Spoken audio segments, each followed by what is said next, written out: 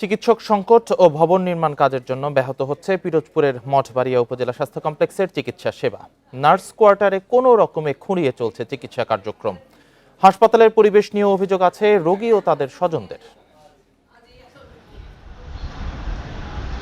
50 শয্যার মঠবাড়িয়া উপজেলা স্বাস্থ্য কমপ্লেক্স 100 শয্যায় উন্নীত করতে চলছে ভবন নির্মাণের কাজ। ভবনের নির্মাণ কাজের জন্য নার্স কোয়ার্টারে চালিয়ে নেওয়া হচ্ছে হাসপাতালের কার্যক্রম। ইনডোরে 35 শয্যা চালু রাখার কথা থাকলেও আছে মাত্র 28টি।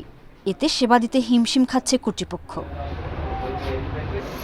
50 শয্যার হাসপাতালটিতে 7 জন মেডিকেল অফিসার সহ মোট চিকিৎসক 9 জন। 10টি জুনিয়র কনসালটেন্টের পদই ফাঁকা রয়েছে। পর্যাপ্ত জায়গার অভাব, চিকিৎসক সংকট সব মিলিয়ে চরমে উঠেছে হাসপাতালটিতে রোগী ও তাদের স্বজনদের ভোগান্তি।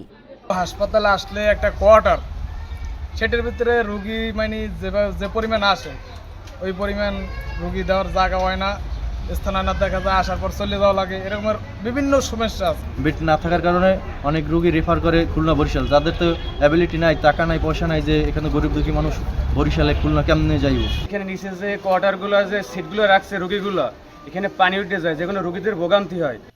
তবে নির্মাণাধীন ভবনের কাজ শেষ হলে সেবার মান বাড়ার আশা করছেন চিকিৎসকেরা। প্রাথমিক স্তর হিসেবে যে চিকিৎসাটা সম্ভব আমরা সেটি দিয়ে যাচ্ছি।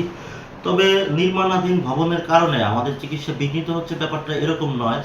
আমাদের সর্বোপরি ডাক্তার স্বল্পতার কারণে আমরা চিকিৎসাটি দিয়ে যাচ্ছি। মঠবাড়িয়া উপজেলার স্বাস্থ্য কমপ্লেক্স থেকে বছরে চিকিৎসা নেন প্রায় 3.5 লাখ মানুষ। Independent news.